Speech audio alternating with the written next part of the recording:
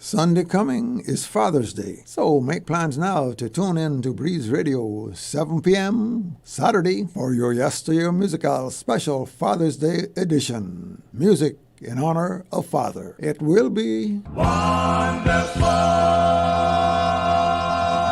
Your Yesteryear Musical, Saturday evenings at 7 o'clock on Breeze Radio. Entertaining, enlightening, and inspirational. Topical with CI cultural and heritage flashbacks and the wonderful music of yesteryear, from the Thomas Edison era to the recent past. Your Yesteryear Musical, Saturdays at 7 p.m. on Breeze Radio, 105.3 FM in Grand Cayman and 91.9 FM in Cayman Brac and Little Cayman. Be listening. History is always echoing on your Yesteryear Musical on Saturday evenings at 7 o'clock on Breeze Radio. Radio Cayman time check 7:29. This time check brought to you by our friends at Burger King. And coming up, MoneySense. Meanwhile, at the Burger King's castle. These people demand cheese, underling. Adding double cheese, sir. Give me more. Adding cheesy sauce, sir. More! Cheddar bun? More! The King has gone lactose insane. Introducing the new Cheese Lover King at Burger King. A cheese-covered double bacon Whopper with a side of creamy cheese sauce to dunk in. The Cheese Lover King is here for a limited time. Only at Burger King.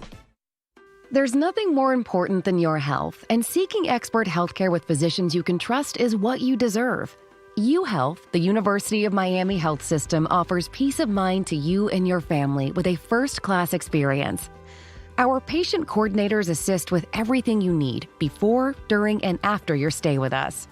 As South Florida's only academic-based health system, UHealth offers cutting-edge treatment, compassionate care, and life-changing results just a flight away. Learn more at umiamihealth.org/international.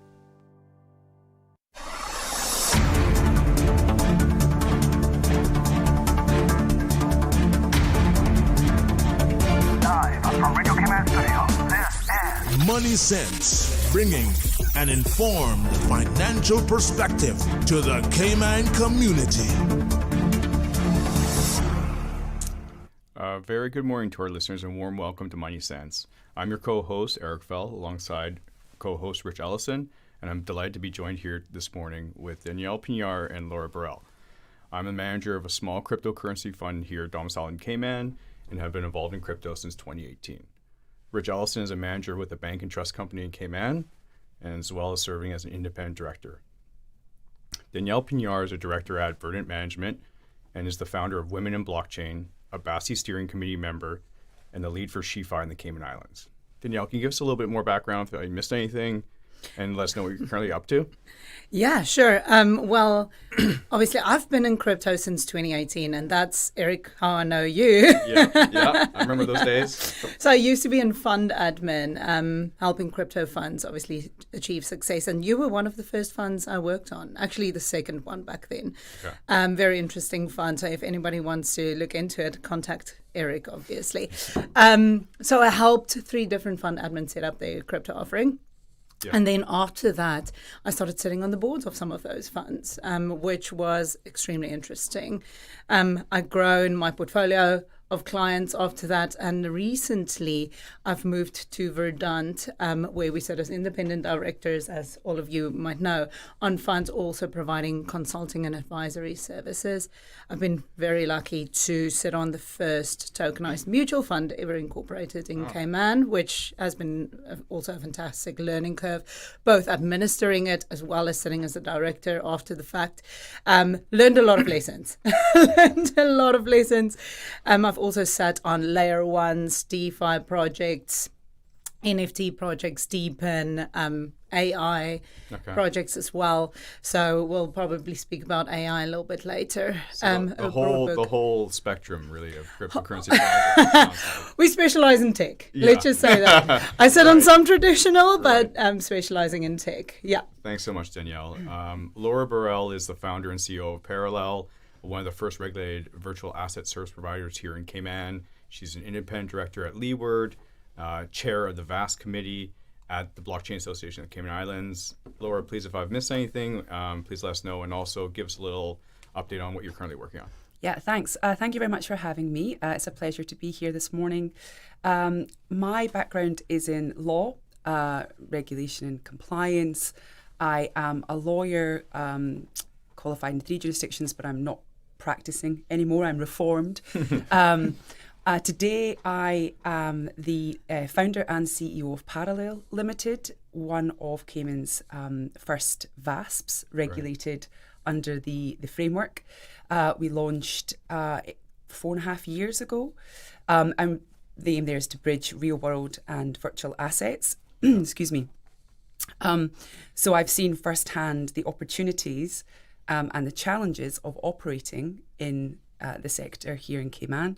I also serve as an independent director at Leeward, where I work with Web3 projects, particularly on the regulated side of the spectrum, and help sort of navigate again the opportunities that exist here.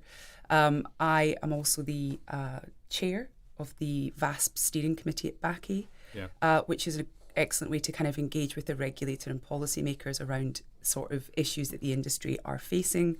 So my perspective today really comes from being a founder, like, kind of multi-angle perspective, a founder, director, and sort of engagement with, regulators and sort of the wider participants in the ecosystem. Thanks, Laura. I remember a few years ago seeing in Cayman Compass, you assisted in the first real estate transaction that was basically transacted in crypto. So the purchaser used crypto to facilitate that transaction. They did, yeah. Yeah, that's right. I mean, that feels like a lifetime ago. Yeah, no, it's such a fast-moving space. It just moved so quickly. That's absolutely right.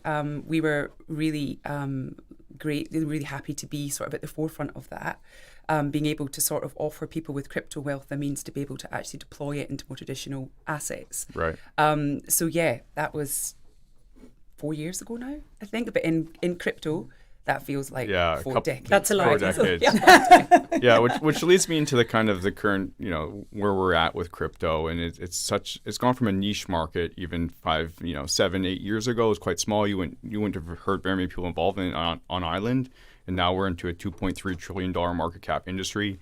And Cayman Islands is now home to the largest number of domiciled digital asset funds in the world. So Cayman is it's booming here. It's a big industry. And crypto always seems to be looking for novel ways for blockchain to be incorporated into things, and sometimes they're useful and sometimes they're not so useful. But they give it a try. There's lots of experiments all the time. Danielle, for the benefits of our listeners, can you just give an overview of cryptocurrencies and what they're really used for? Yeah, absolutely. Well, to explain that, let's dig into what is the blockchain and what is crypto, briefly. Yeah. And I'm just going to give a real life example to make it applicable and understandable to the general public. But in the definition, really, a blockchain is a decentralized, distributed ledger. Right. And crypto is the unit of trade on that blockchain. So generally, usually when I explain this, I speak specifically about the Bitcoin blockchain and Bitcoin, which is the unit of trade on that blockchain. Okay, so what does that mean? Right. But thank you for the background. Yeah. What does that mean? So basically, blockchain works like a big group chat, which anybody in the world can join. And anybody in the world, when they join that blockchain or that group chat, they download the entire chat history when they do that. Anybody can see all the chats posted to that, But they're synonymous, right? So there's an address associated, but you don't know it's Laura Birrell, it's Erik Fell. Yeah. It's Let's say it's a phone number in this situation. You get to see the phone number, but you don't get to see the name. On the blockchain, you get a wallet address, but you don't get to see the name. Right. And then anybody can read any transaction that's been on the blockchain. It's transparent before they even joined. Anybody can add a transaction to the blockchain as well as this. Or the chat. And the chat isn't controlled by one single person. So not like a WhatsApp chat where there's an admin. Everybody in that chat is an admin. Right? So everybody has control over that chat. So let's say, Erik, you want to send me $100 for speaking on this radio show. Good deal. Yeah. So you decide to publish to that chat. Yeah. I owe you $100, right? Now the entire chat can see you want to send me $100. Right. Okay. Everybody accepts that to their chain, their chat, and it's now public, right? Now, after the fact, you can't go and change that message. Right. Because if you decide to delete that message that you've sent me $100, then everybody else would see that your chat isn't the same as everybody else's chats because they have copies of the chat, and they would deny that change. Right. They would say, Erik, you're trying to do something shady here, and they won't allow that change to be made. And that's exactly what makes the blockchain secure. Okay. Because everybody plays oversight over this blockchain. Right. It's truly distributed and decentralized. It's Yeah. not controlled by one party. Traditionally, the bank tells you if you can, transfer money or not. They're the referee. In this case, the entire ecosystem is the referee. So that's one of the main points. It's distributed. So for the accountants out there, it basically is a ledger of transactions flowing from one person to another person. And then Bitcoin is the unit of trade. So the IOU that Erik sent me, that could be a Bitcoin, and that has value, right? And after the Bitcoin blockchain, the Ethereum blockchain came, and they basically revolutionized it to an extent where you can have tokens that has a value or represents other assets, not necessarily just a cryptocurrency. A real world asset token that, for instance, represents a stake or a ownership in an asset. The tokenization, the actual representation of another asset through a token. Correct. Yeah. So for funds these days, your ownership in a fund could also be tokenized. Right. So you can hold a token that represents your ownership in that fund. So now it basically, the understanding is it's not only a transfer of wealth, it's a transfer of data. So it can be transfer of assets, transfer of currency as you see it, transfer of NFTs, which could be artwork, for instance. Right. So it facilitates the transfer of data. Thanks so much, Laura. That's really helpful. Danielle, sorry. My apologies. You're paying her $100. I mean, I know. Maybe I have to pay her $200 now for that. Laura, is there some examples you can go through with us right now that you think have found product market fit and are they're fit for purpose, and some of those examples you've seen and what you're currently seeing that you think is also kind of showing some market fit, like. I think to lead on from Danielle's point, I think the market is maturing. Yeah. I think in the early stages of the industry, a large part of it was about accumulating the wealth. It was really focused on actual trading virtual assets. I think that's maturing now, where people have acquired significant wealth. Yeah. In virtual assets, and they're looking for ways to deploy that. Just the same as any other investor who has traditional wealth. They want to buy real estate, they want to invest in funds, they want access to regulated products. There's the maturation in the industry that is effectively forcing, the ecosystem to change. And that's kind of one of the reasons why we set up Parallel. That's probably most kind of on the point practical application use cases I can give, is that we saw that people had this wealth, but they didn't really have a means to use it. And so we set up Parallel so that people could actually deploy that wealth into real world traditional assets. And I think another, use cases that are we're seeing more of is sort of payments and settlements. Funds flow very quickly on the blockchain, and I think stablecoins has definitely knocked out the park. I feel like that was the real kind of moment that everyone was like, oh, I can instantly and permissionlessly send money anywhere across the world at any point without anyone asking any questions. I get to control my money, which is quite a unique feeling because, as you know, sending a bank wire anywhere normally requires days and some KYC, all sorts of stuff. And you're just doing a regular transaction. Whereas now you can literally just go and complete a transaction for whatever you want without any questions. And it's verified by Ethereum or Solana or whatever these layer ones are that are completing these transactions. Absolutely. And I think Danielle explained that really, really well. And I think, that is one of the great, benefits or use cases of crypto is that it does transfer so immediately, so quickly, and we live in an offshore jurisdiction where sometimes it can take time to get money in, a long time. And that can be frustrating if you're dealing with international wealthy individuals, and so I think that's we will definitely see more of this sort of focus on payments and settlements. I think it is there are obviously challenges around that in Cayman. There's discussions to be had with banks and policymakers. Of course. No, there's the regulatory side. It's disruptive in certain ways, but it's also, arguably its biggest benefit. But I think Danielle explained that really, really well. So I think for me, it's like, we're moving from it being sort of just about trading and accumulation to more like interoperability. How do we take the financial infrastructure and how do we integrate that into just traditional finance? And I think Cayman's really, really well placed to actually to lead the way there.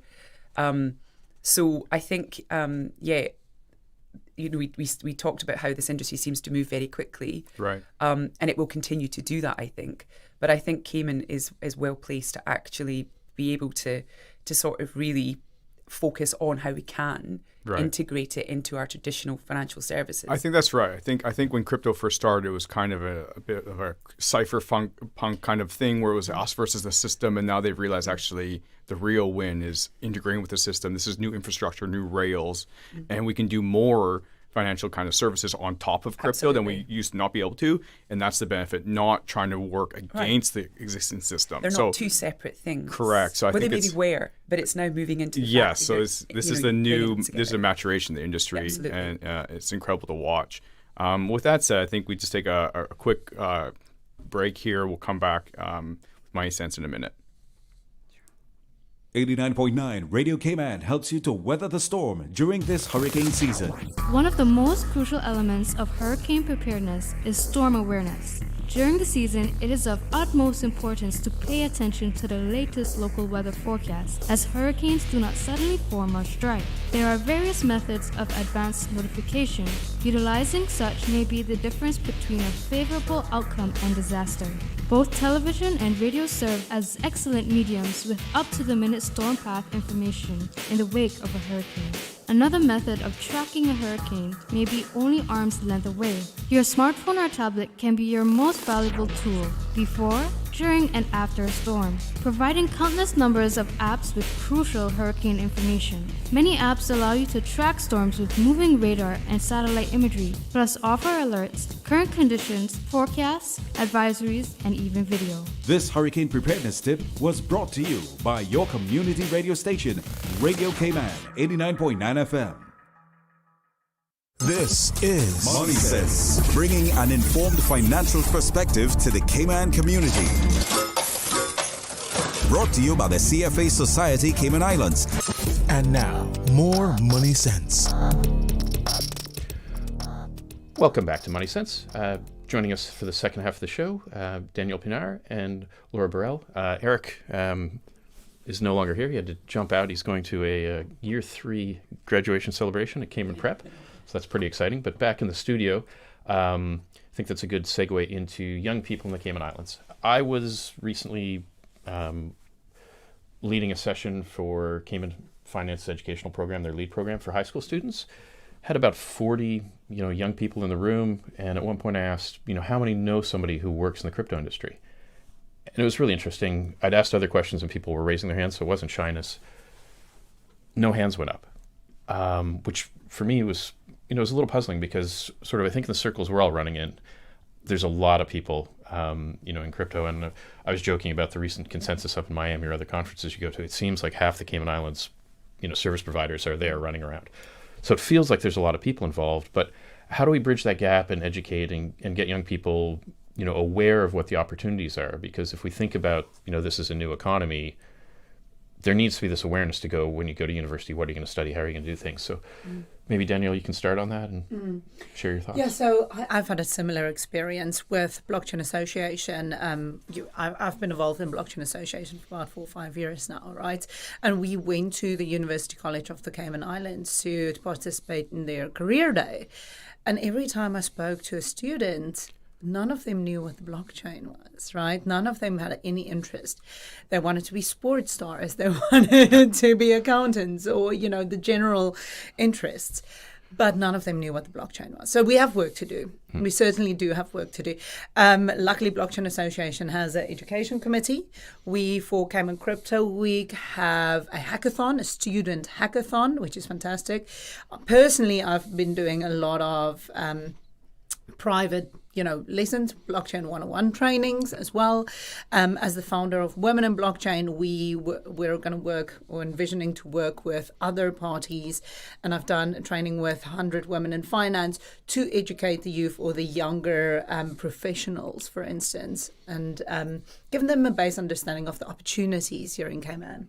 Yeah, I think that's absolutely it, Danielle. I think that's a really interesting observation. I wonder if certain of the students just didn't understand what the career opportunities actually look like. I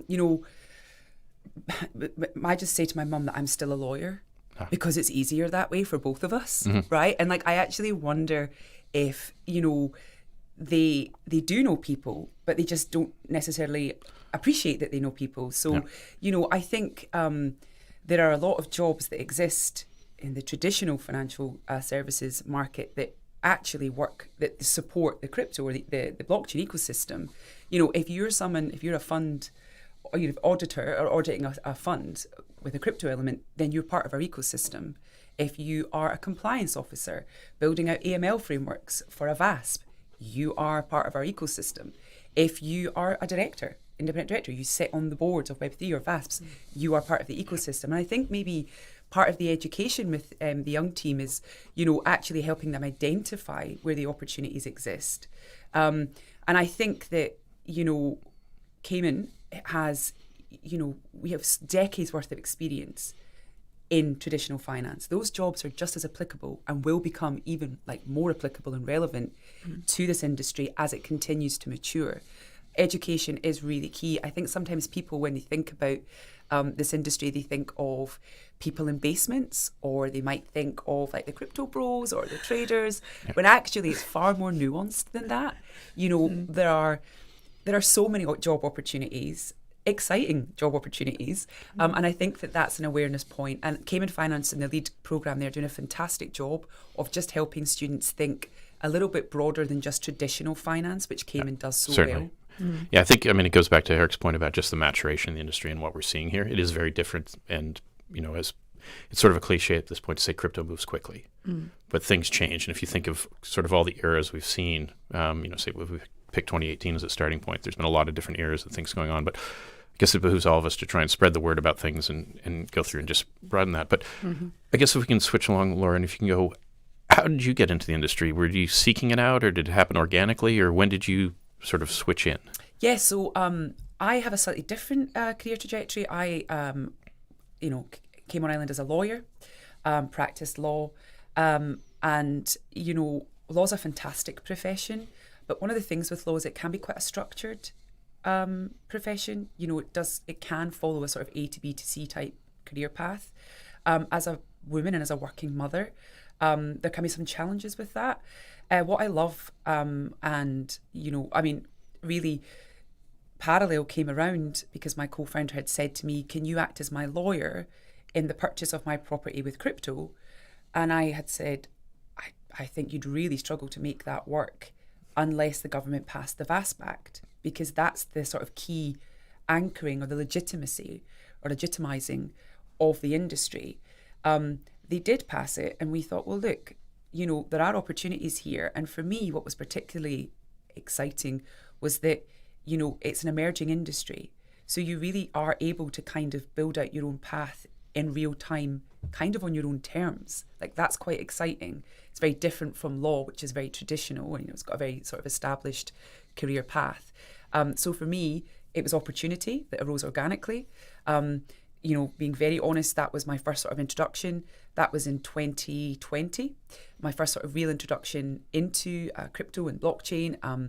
But what was so exciting is it was just right at the forefront of the industry, properly or the framework, the legislation developing here. And that really appealed to the lawyer in me as well. And so I think that that's something, that emerging industries like crypto or blockchain, or virtual assets, yes, it can be uncertain, but it's also very exciting. No, certainly. I think, within that, there was some point about just in Cayman, I think we're very lucky that there's been this cooperation between government and industry. Right. And we've really been building the foundation. Obviously, the house isn't complete. Nobody knows exactly what the house is going to look like. But, with what SEMA's done and the VASP and changes to the mutual funds law, we are putting things in place for it to grow. So I guess, speaking from that, Danielle, how did you switch in on purpose, or it happened? How did it happen? It was definitely on purpose. Okay. So my story looks very different to probably any of yours. I'm an accountant originally, so I came to Cayman as an auditor.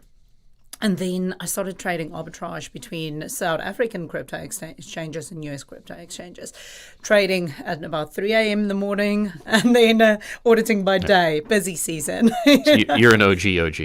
Yeah, no, well, that's where the bug bit me. And then I started doing research on how does a blockchain work? Why is it so intriguing? Why is there value there? Why are people trading this? And I decided to change my life and make this my future because I believed in blockchain. I knew the underlying technology would be much more valuable than just cryptocurrencies. And I could see it revolutionizing our financial industry. That's where I moved to fund administration to help them integrate crypto into their product. And then I realized there was a lot of pitfalls. A lot of things that could be done better on a governance level as well. So, for instance, Laura touched on how jobs is applicable in the entire industry. Crypto will be touching most of those, right? And I agree. A lot of professionals say, oh, it's just another asset class. To a certain extent, I agree. To a different extent, I say yes, but no. I've seen it on the governance level where they have, for instance, held private keys. One provider that had the ability to drain entire funds, NAV in seconds. And the traditional governance professionals and providers did not see the risk there, for instance. So that's where I moved over to governance to assist funds and projects with navigating the tech, the environment, the pitfalls as well. Yeah. So we've got a couple of minutes left. I guess if we go through and this is now off piece because we didn't send you these questions beforehand, but what are you most excited about in Cayman or the industry overall? What do you think is coming down the road? I think what's really exciting is, how it's going to continue to mature. Cayman, the VASP Act, which is the kind of overarching piece of legislation that governs virtual asset services here in the Cayman Islands, it's like a living piece of legislation. And I think Cayman do that so well, that sort of allowing the regulatory framework to evolve with the industry. Yes, the approach here is not innovate and we'll regulate after, but what it is there is definitely a willingness with SEMA and the government to enable, responsible innovation here in Cayman. And I think, Cayman, it doesn't sit still. This isn't a jurisdiction that sits still. If we look at the recent legislative amendments to the Mutual and the Private Funds Acts and the VASP Acts, which effectively enable tokenized funds, and what the government's saying there is that we're not treating this as something entirely new. This is not a new product. It sits within its existing regime. That's innovation and regulation keeping up with progress. And I think Cayman has got decades of experience in fund management, in compliance, in service professional, and I think we're so well placed to be able to actually capture the next wave of financial innovation. So that's, I think, really exciting. Danielle, anything to add as we move into the close? Yeah, well, it's an alternative asset jurisdiction. Will always be, we're adaptable. We're leaders, I believe, as well, compared to other jurisdictions that might be a little bit more stagnant. So we definitely believe that Cayman would take the lead in some of these technology structures. Specifically seeing a lot of tokenized funds activity recently, which has been very exciting. Oh, that's good to hear. I guess big thank you, Danielle and Laura, for joining us this morning on MoneySense. It's really good to have experts in the cryptocurrency, blockchain, digital assets, whatever we're calling the space today. Obviously moves around.